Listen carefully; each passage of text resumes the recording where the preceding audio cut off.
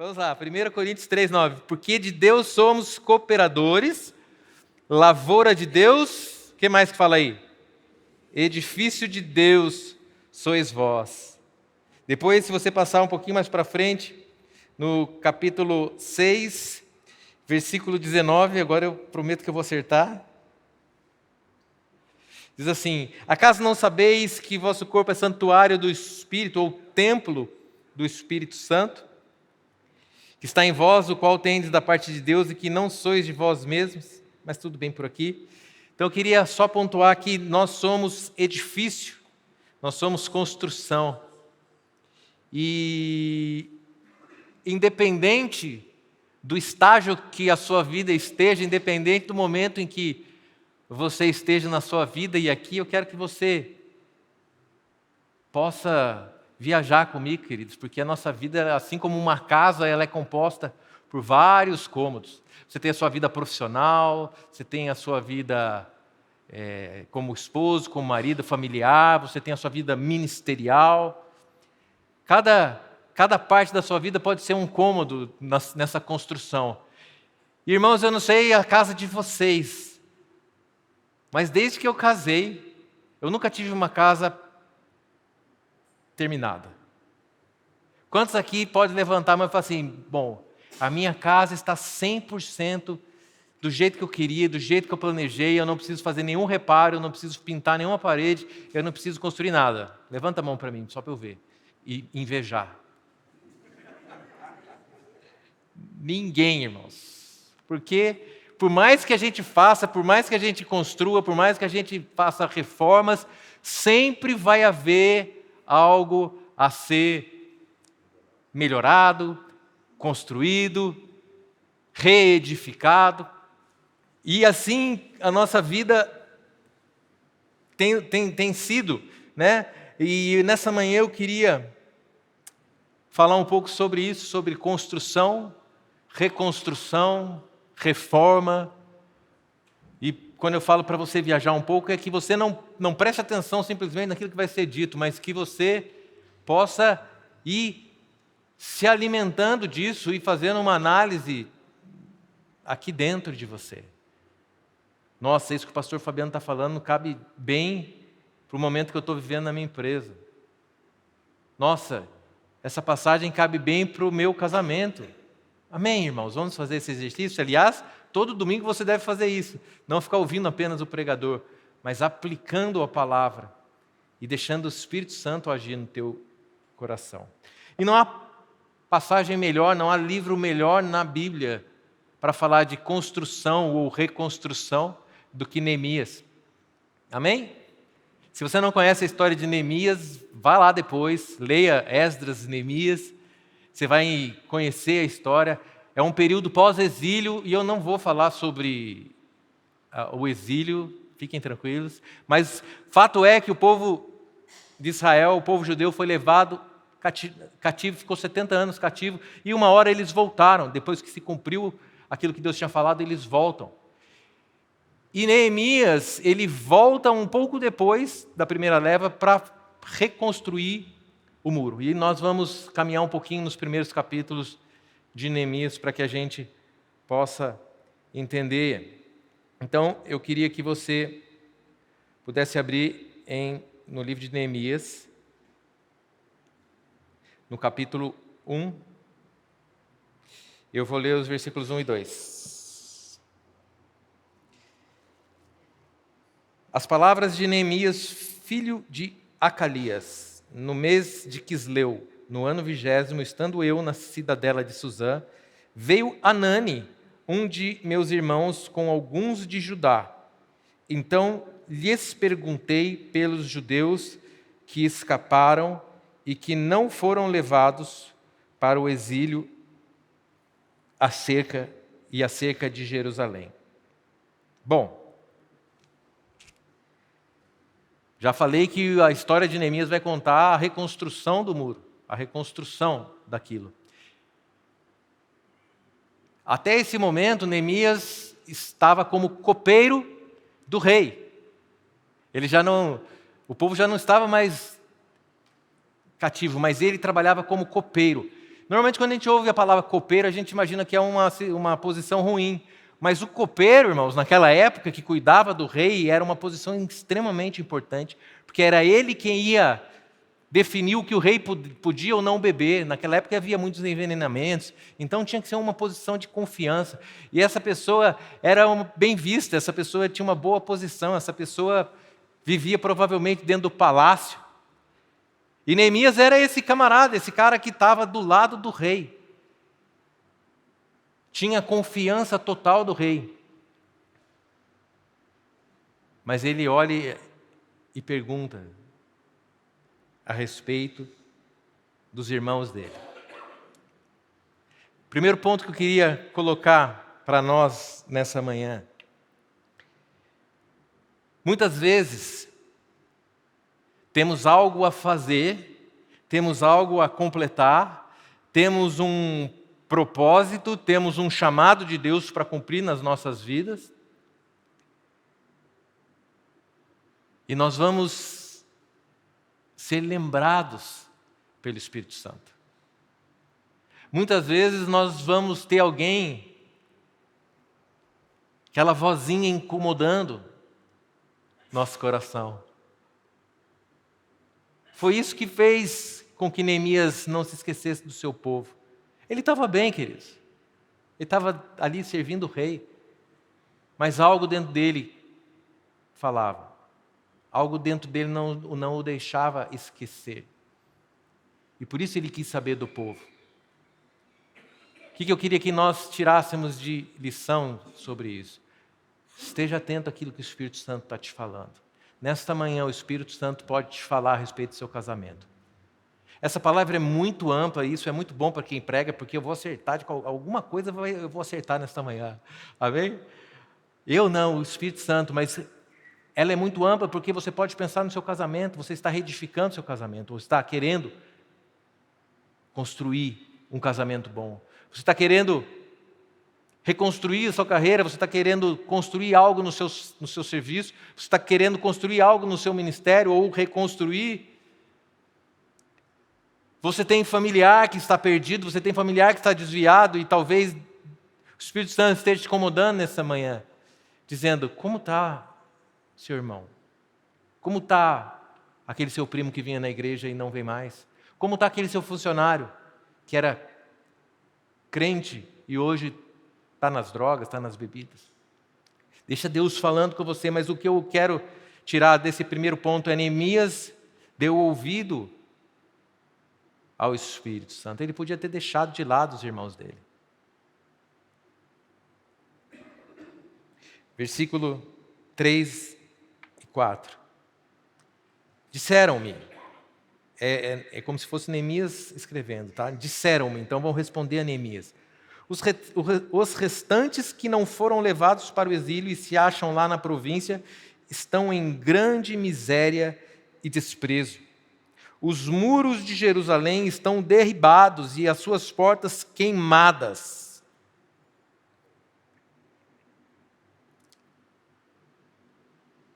Olha que notícia terrível, queridos. Então ele pergunta para saber como está o povo dele e a resposta que ele ouve é que está um caos. Está tudo em ruínas. Mais uma vez eu quero te convidar a prestar atenção na sua vida. Como está a sua vida matrimonial, queridos? Como está o seu relacionamento com a sua esposa, com o seu marido? Não que a vida matrimonial, o casamento tenha... Na verdade tem que ser 100%, né, irmãos? Mas a gente sabe que não dá para ser um mar de rosas todos os dias. Mas está dentro daquilo que Deus espera como casamento? O nosso casamento tem sido sal e luz para os outros casais? Ou as pessoas ao seu redor olham e veem ruínas e veem muros derribados? Como é que está o seu comportamento no seu emprego, no seu trabalho? Você tem sido referência de um cristão ou você também tem sido mais do mesmo? daqueles que viram uma chave de cristão aqui na igreja e secular, vamos dizer assim, lá no mundo, para não dizer mundano, irmãos. Como que tem sido o seu comportamento? Como que as pessoas têm visto? Você tem algo construído, uma carreira construída de acordo com a palavra de Deus? Vou dar um exemplo, eu voltei para o mercado de trabalho, irmãos, eu acho que todos, né? Eu não estava mais acostumado, eu fiquei 6 anos, tempo integral, e tudo que eu ouvia era louvor, adoração, oração. E de repente eu caí de novo num mercado de trabalho promíscuo, onde o meu... Está sendo gravado, né? Onde as pessoas... Sim, é palavrão o tempo todo, é brincadeira, gracejo o tempo todo. E, irmãos, vocês que como eu, estão aí vivendo, vocês sabem como é difícil para a gente, né? Não se manter cristão, isso não é difícil, mas como ser influência. Mas é disso que eu estou falando, e aí, posso até citar o meu chefe, ele falou assim para mim, olha, Fabiano, depois que você veio para cá, minha família está, até minha família está falando, nossa, papai, você está mudando o seu jeito de falar. Eu falei, é isso aí, estou no caminho certo. Ele dá risada. Mas como que nós temos sido exemplo nessa vida, nesse tempo, no trabalho? Não podemos deixar a nossa casa em ruínas, querido. A sua vida, como já falamos várias vezes, muitos pregadores falam, a sua vida pode ser a única Bíblia que o seu amigo, o seu colega de trabalho vai ler. Ele jamais vai abrir uma Bíblia, mas quando ele vir a sua vida, vir o seu comportamento, ele vai entender que há algo diferente. E para isso nós somos chamados. Então, Neemias recebe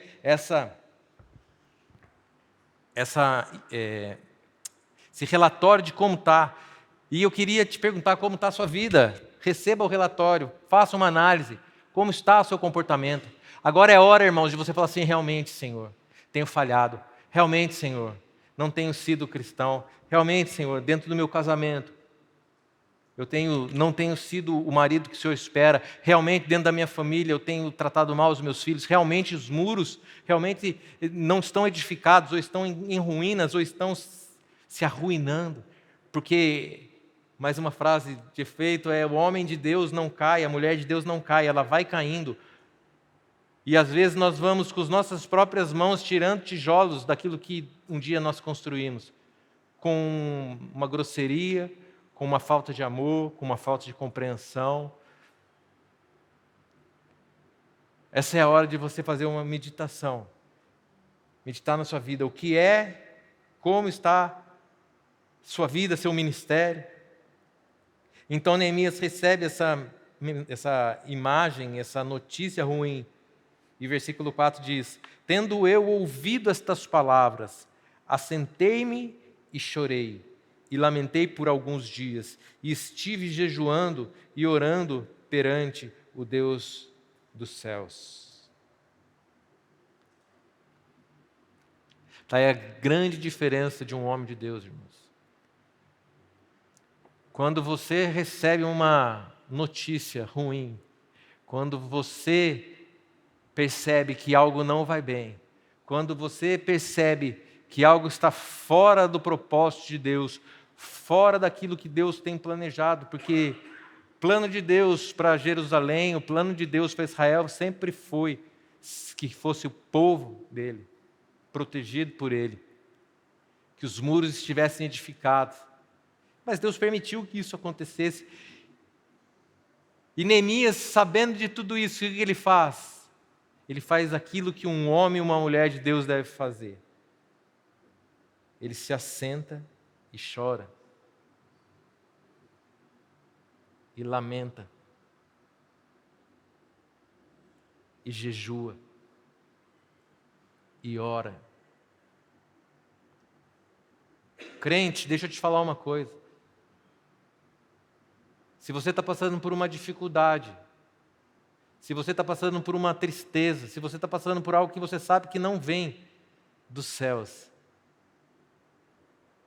você ficar inerte, você ficar quieto, não vai fazer com que as coisas mudem. Você ficar chorando e lamentando e murmurando para a pessoa errada, não vai fazer você mudar de patamar e de vida.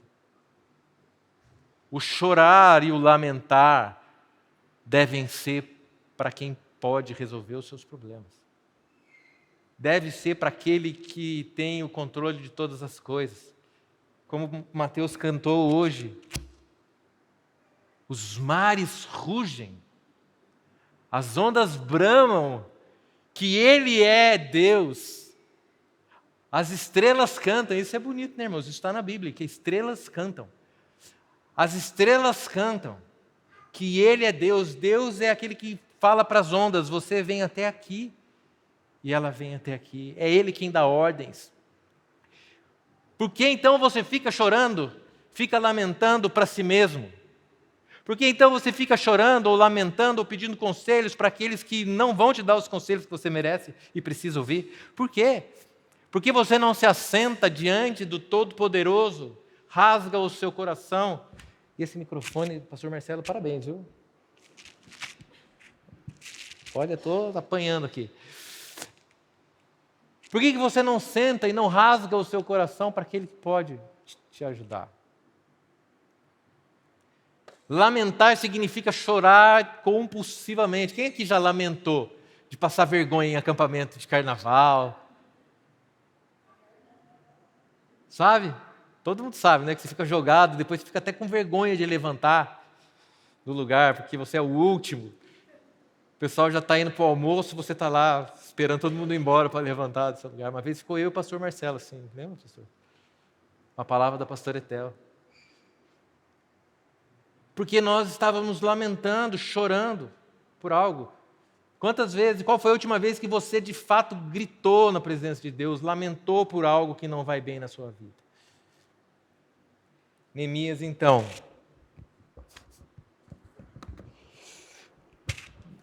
Neemias, então. Vou pregar assim, tá, irmãos? Neemias, então, chorou e lamentou a situação do povo dele. E sabe o que ele fez? Ele fez uma oração linda, queridos, que você vai ler, prometa para mim, a partir do versículo 5 até o final do capítulo, eu não vou ler. Mas só para a gente começar. Vou ler só o versículo 7, tá? Eu falei que não ia ler, mas... Temos procedido de todo corruptamente contra ti. Não temos guardado os mandamentos, nem os estatutos, nem os juízos que ordenaste a Moisés, teu servo. Neemias faz uma oração de arrependimento.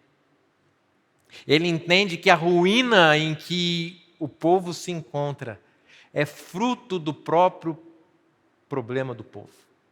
Ele entende que aquela situação em que deplorável, arruinada, é resultado da desobediência e da não permanência do povo nos caminhos do Senhor. E ele se arrepende.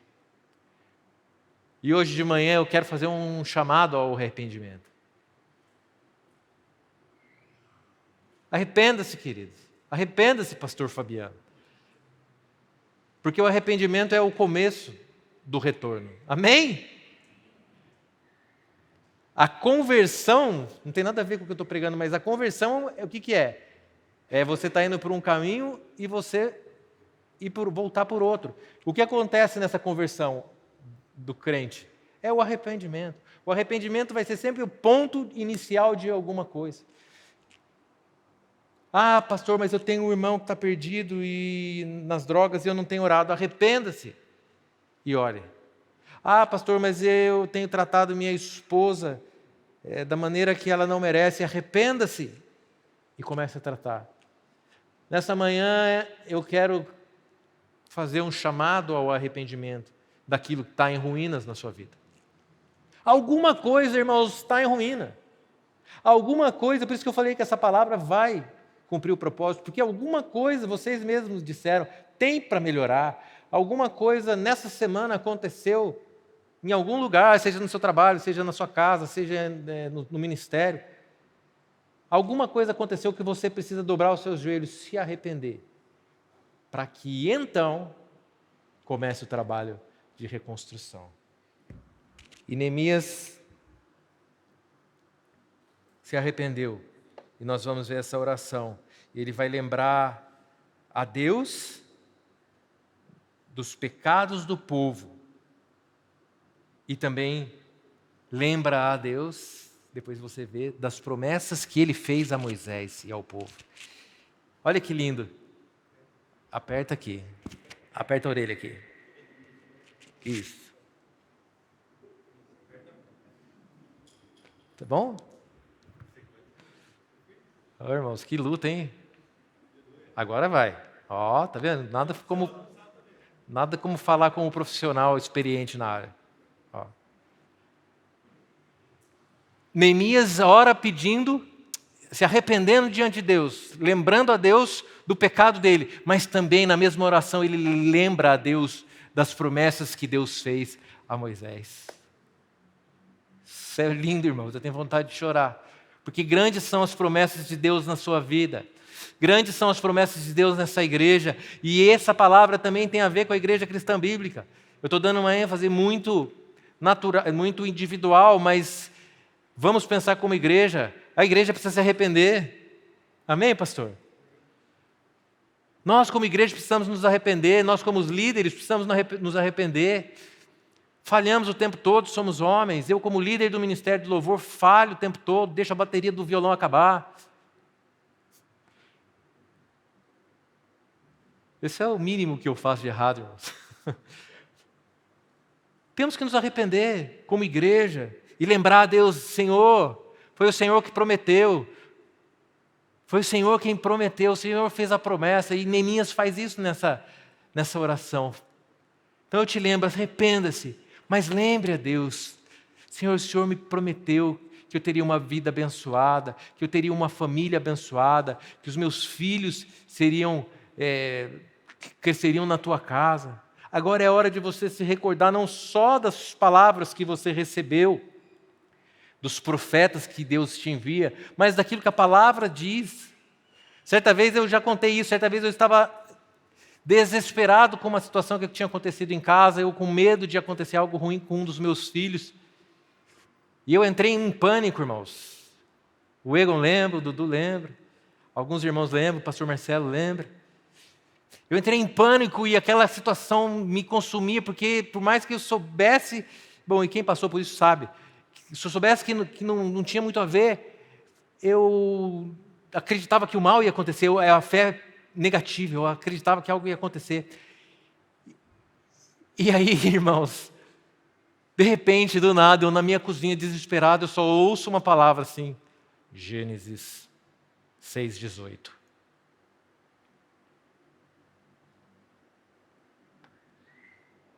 E aí eu vou ver, é Deus falando com Noé, que todos os filhos dele entrariam na arca com ele.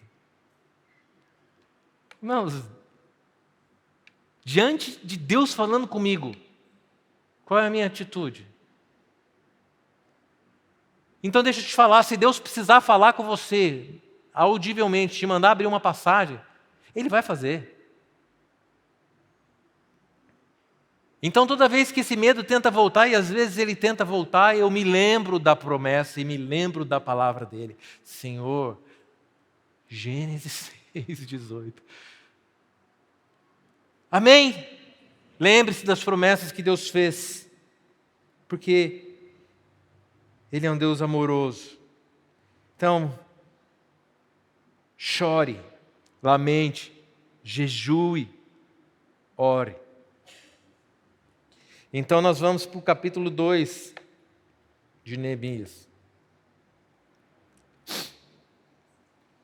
Só tem 13 capítulos, fique tranquilo. Até as 3 horas da tarde você almoça. Brincadeira, viu, queridos? Aí no capítulo 2, quando Quando Neemias se arrepende e ora, Deus começa a mudar a sorte dele e do povo. E aí Neemias então vai falar com o rei, vai explicar a situação, porque ele demonstrou que ele estava triste. O rei percebeu de tão próximo que era de Neemias. O rei percebe, pergunta para ele, e ele conta a história. E o rei permite que ele vá para Jerusalém. E a história conta que ele aí, como o rei já permitiu, ele já falou assim, bom, já que você permitiu, posso pedir algumas coisas emprestadas a outros reis, um material, e Deus começa a dar suprimento para a reconstrução daquilo que estava caído.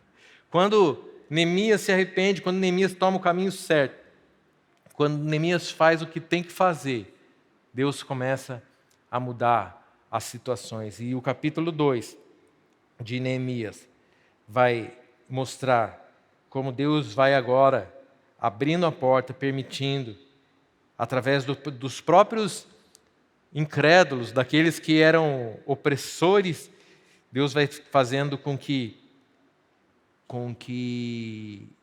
as coisas voltem ao normal. E depois, então, nós vamos para o capítulo 3 e começa a reconstrução do templo. E aí é bonito, irmãos, porque você vai ver que é uma obra que Neemias não faz sozinho.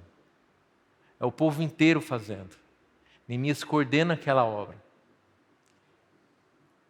E nada do que a gente faz, nós devemos fazer sozinhos.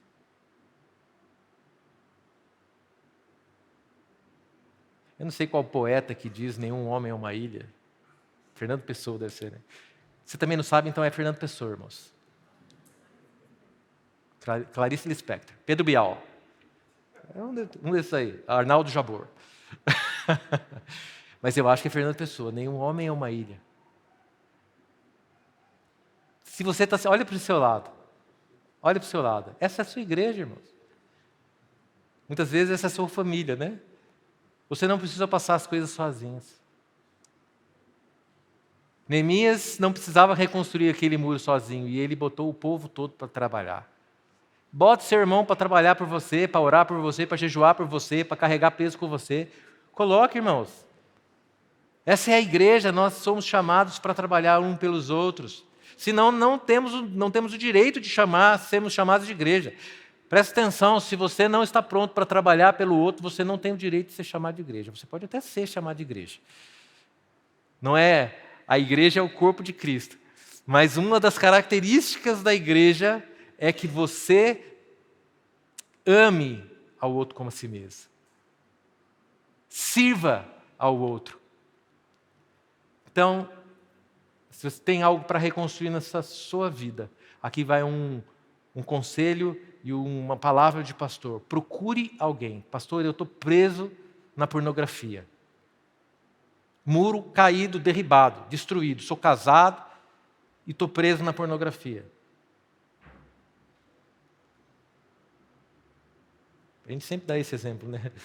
Mas ele é muito forte. Sabe quando você vai se livrar sozinho?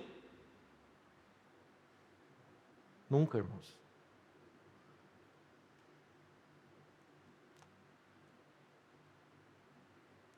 Se você não se arrepender, não procurar um homem de Deus, não tomar as suas atitudes, você pode ter até 1, 2 semanas de livramento aparente, mas você vai cair de novo. Agora tome uma atitude de homem, e a mulher também, tá, irmãos? Porque esse problema de pornografia não é só homem, não. Procure um homem de Deus para trabalhar com você, para reconstruir esse muro junto com você. Debaixo da autoridade de Jesus, claro, não é o pastor, não é o seu discipulador que vai ser a sua tábua de salvação, só a salvação em Cristo. Agora, procure alguém para caminhar com você. Tiago vai dizer que se há pecados que, se não confessados, não são curados.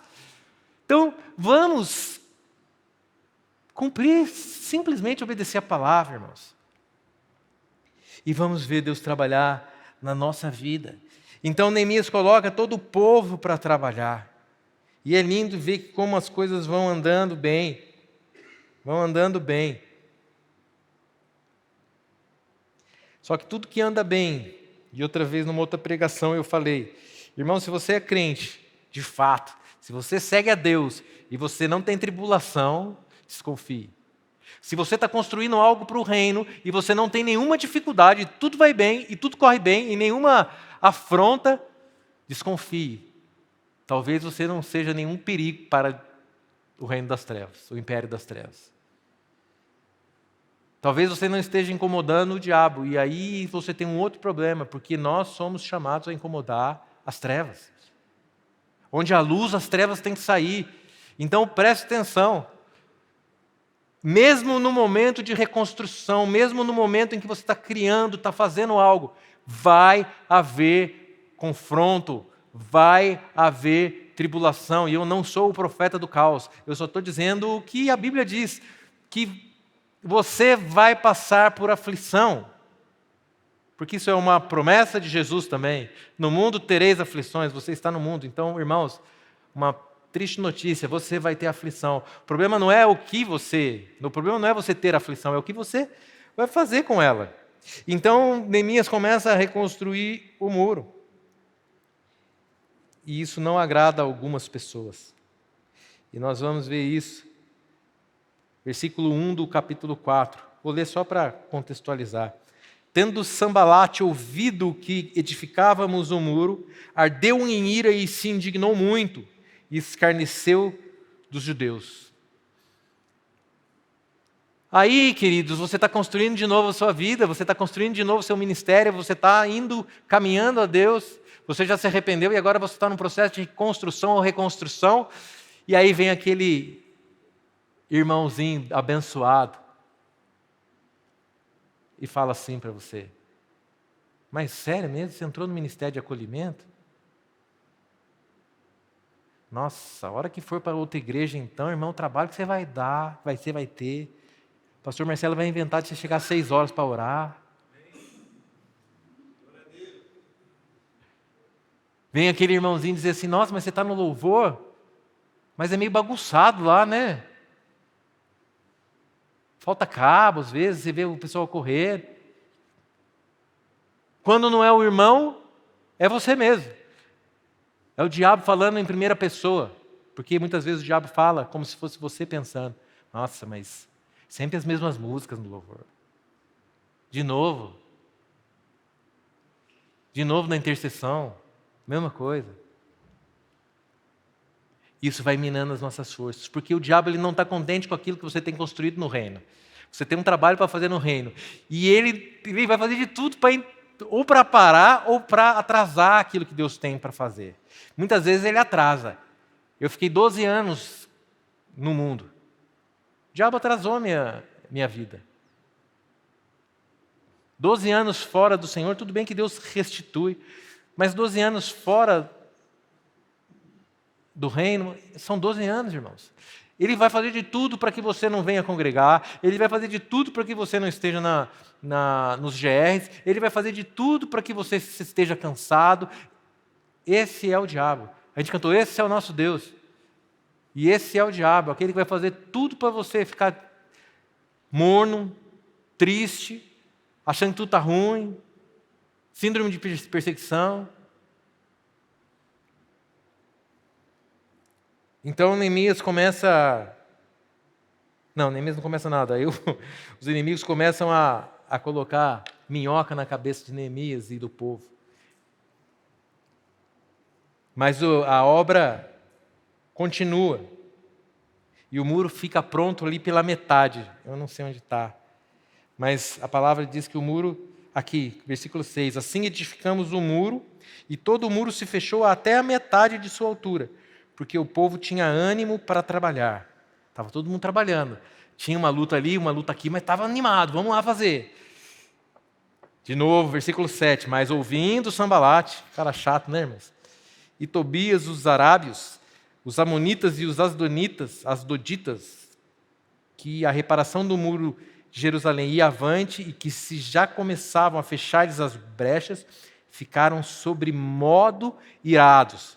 Ajuntaram-se todos de comum acordo para virem atacar Jerusalém e suscitar confusão ali. Então eles viram que o negócio estava indo bem. Aí os inimigos ficaram, agora juntou todo mundo e vão para cima desse povo de Israel aí, que não pode, eles não podem edificar o muro. Irmãos, isso tem semelhança com a nossa vida? Ou não? Ou só na nossa que começa? Eu estou passando por uma fase agora, irmãos, que, olha, por Deus, viu? Tudo, não é que tudo dá errado, eu não quero ser chato, mas... você vai cancelar lá o contrato do aluguel e descobre que tem que pagar 1.000 e tantos reais. Aí você vai fazer tal coisa na empresa e descobre que está errado, o negócio errado da empresa. Você fala assim, Deus, até quando? Sabe, coisas bobas, mas que vão minando sua força. O diabo vem com tudo, parece que em todas as áreas nada funciona. Esse é o diabo. Esse é o seu inimigo, que vai usar de todas as armas para te fazer murmurar, para te fazer parar. E olha só o que aconteceu. Versículo 9, né? Então, 8. Ajuntaram-se todos em comum acordo para virem atacar Jerusalém e suscitar confusão ali. Mais uma vez, o diabo quer causar confusão entre você e sua esposa, você e seu marido, você e seu chefe, você e seu filho. Ele é o rei da confusão. Aí Neemias diz, porém, nós oramos ao nosso Deus e como proteção pusemos guarda contra eles de dia e de noite. Mais uma vez Neemias acertando. Faça a sua parte, ore e tome atitude. Se Deus não guardar a casa, em vão vigia a sentinela, né? Que a palavra diz. Mas tem que ter sentinela, tem que fazer a sua parte. Ele então orou e colocou ali sentinelas, guardas. E olha que interessante. Deixa eu ver onde está. Aí, de repente, a palavra não diz exatamente o motivo, mas o próximo versículo vai dizer: então disse Judá, já desfaleceram as forças dos carregadores, e os escombros estão muitos, de maneira que não podemos edificar o muro. Aí chegou no meio do caminho, irmãos. Talvez pela luta, talvez pela dificuldade, talvez porque o Sambalate estava ali fomentando a discórdia, a confusão, aspirando matar o povo, destruir tudo. Essa situação de que as coisas não andam de acordo com o que a gente gostaria, foi trazendo no povo um cansaço. Quem aqui já se sentiu cansado, irmãos? Levante sua mão. Cansado da vida. Cansado da vida. Não estou falando de suicídio, nada. Mas de você acordar e falar assim, Senhor, eu entendo o que Paulo diz. Melhor eu que estivesse contigo. Quem já passou por isso? Talvez você esteja passando por isso, irmãos. Talvez eu esteja passando por isso. Será? Fica calmo. A verdade é que às vezes a gente cansa e tudo bem cansar.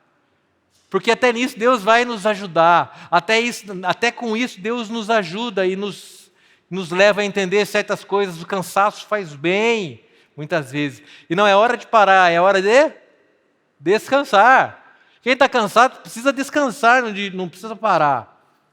E o povo ficou cansado. Já não dá mais.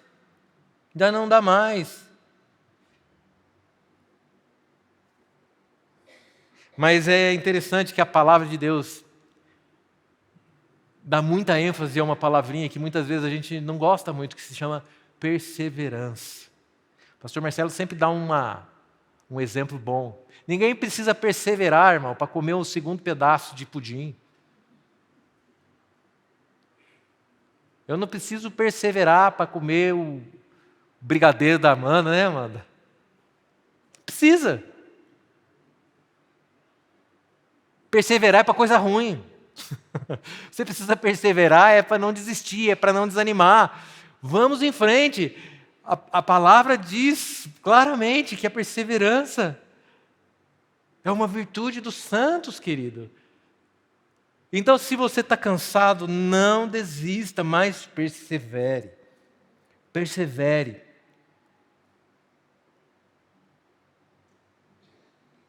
Não desista do seu casamento. Não desista do seu ministério. Não desista da sua família. Não desista do seu filho. Não desista do seu talento. Não desista daquilo que Deus deve estar falando na sua cabeça agora. Descanse, mas não desista. E eu acho lindo, então, que Neemias, vendo o cansaço do povo, como um grande líder, ele vai tomar uma atitude que está ali no versículo 14. Inspecionei, dispus-me e disse aos nobres, aos magistrados e ao resto do povo: não os temais, lembrai-vos do Senhor grande e temível, e pelejai pelos vossos irmãos, vossos filhos, vossas filhas, vossa mulher e vossa casa. Então Neemias agora conclama o povo: peraí, gente, não. O que vocês estão desanimados? Por que vocês estão aí preocupados com a ruína? Por que vocês estão preocupados de não conseguir concluir a obra? Vamos lá, quem é o Deus que vocês servem? Igreja Cristã Bíblica, qual é o Deus que nós servimos? Esse é o nosso Deus que as estrelas cantam para Ele. Soberano, majestoso, esse é o nosso Deus. Esse é o nosso Deus. Então Neemias deve ter chegado para aquele povo e falado assim: não, peraí, vocês estão querendo desistir, mas esse Deus foi quem tirou Noé, quem mandou Noé construir a arca e salvou todo mundo, salvou a humanidade. Esse Deus que nos serve, que é o nosso Deus, é o Deus que abriu o mar, que parou o sol, é o Deus que fez sair água da rocha, é o Deus que fez o povo passar pelo Rio Jordão. E começou a... Eu imagino, tá? Isso não está na Bíblia, irmãos. Mas ele, em outras palavras, lembrai-vos do Senhor. O que ele está falando? Lembra do que Deus fez, lembra do caráter de Deus.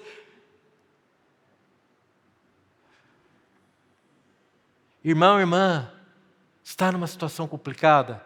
Lembre-se de quem é o seu Deus. Não cante da boca para fora: esse é o nosso Deus, como se fosse um chiclete, porque eu sei que essa música fica como um chiclete muitas vezes. Mas cante com um entendimento de quem é o seu Deus. E sabe o que acontece? Versículo 15: sucedeu que, ouvindo os nossos inimigos, que já o sabíamos e que Deus tinha frustrado o desígnio deles, voltamos todos nós ao muro, cada um à sua obra. Daquele dia em diante, metade dos meus moços trabalhava na obra, e a outra metade empunhava lanças, escudos, arcas e couraças, e os chefes estavam ali por detrás de toda a casa de Judá. Olha que lindo! Os carregadores que por si mesmos tomavam as cargas, cada um com uma das mãos fazia a obra e com a outra segurava a arma. O povo que não aguentava mais construir: estou cansado, estou sobrecarregado, não aguento mais, está difícil. Agora o camarada com uma mão empurrava, com a outra defendia. Quem é bom de matemática faz a conta rápida aí, quantos por cento melhorou a produtividade? Irmão? Não tem, porque estava zero, né? Eles não faziam nada.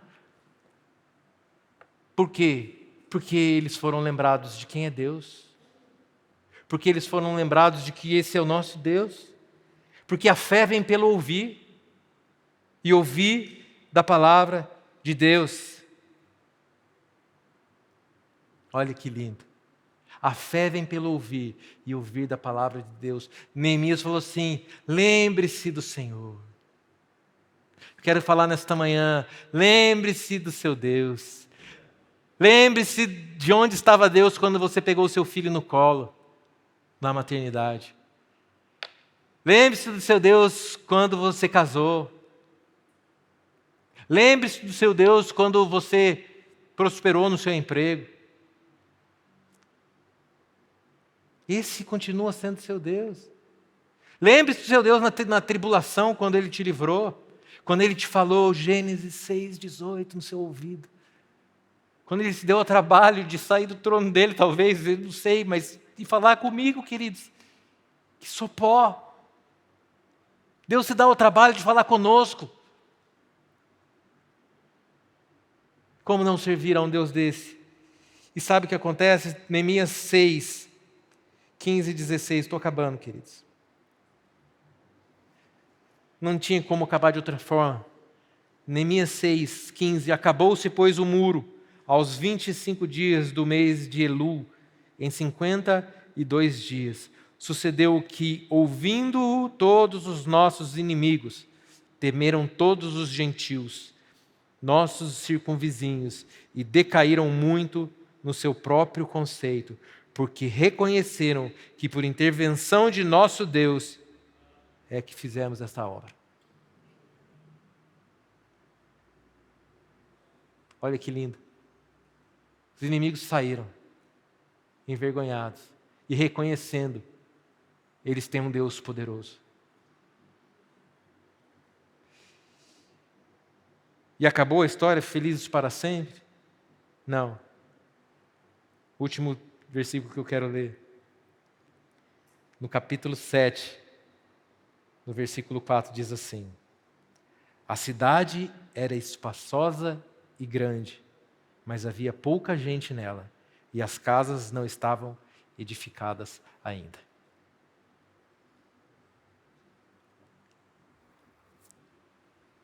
Sempre haverá trabalho, irmãos. Construir o muro, vamos ter que construir a casa. Construir o muro, a cidade está linda, maravilhosa, não tem gente. Vamos converter esse povo, irmão. Nós vamos para um lugar, agora profeticamente, nós vamos para um lugar lindo, maravilhoso, que vai ser a primeira fase. Você vai entrar numa igreja mais bonita que essa, mais preparada que essa, mas ainda não vai ser o final.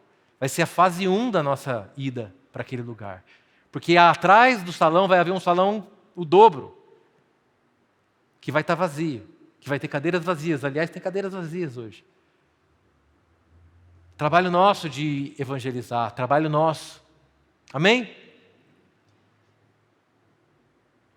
Eu queria que nessa manhã você fechasse seus olhos. E algo interessante me chamou a atenção e eu quero fazer um exercício com você nesta manhã. Neemias ouviu que o povo dele estava em miséria e a cidade estava em ruína. Então ele volta para Jerusalém. E sabe o que ele faz? Propositalmente eu não li, mas está aqui no capítulo 2. Ele relatando: cheguei a Jerusalém, onde estive 3 dias. Então à noite me levantei e uns poucos homens comigo. Não declarei a ninguém o que o meu Deus me pusera no coração para eu fazer em Jerusalém. Não havia comigo animal algum, senão o que eu montava. De noite, saí pela porta do vale, para o lado da fonte do dragão e para a porta do monturo, e contemplei os muros de Jerusalém, que estavam assolados, cujas portas tinham sido consumidas pelo fogo. Feche seus olhos, querido. Eu não sei que área da sua vida pode estar sendo consumida, pode estar em ruína, possa estar pela metade. Eu não sei qual é o sonho que você desistiu. Eu não sei qual é a obra que você está querendo desistir por estar cansado. Eu não sei. De fato, só Deus sabe. Mas que bom que Ele sabe, porque Ele está aqui nesta manhã. Eu quero que você agora, enquanto a banda toca ou faz um instrumental, que você possa contemplar, assim como Neemias foi até o local para ver como estavam as ruínas. Faça uma análise de como está a sua vida, no seu casamento, no seu trabalho. Esse é momento de você pensar. Esse é o momento de você e Deus. E se você não está percebendo nada, peça a Ele: Senhor, me mostra o que eu preciso mudar. Me mostra qual área da minha vida eu preciso reconstruir, reformar, redecorar.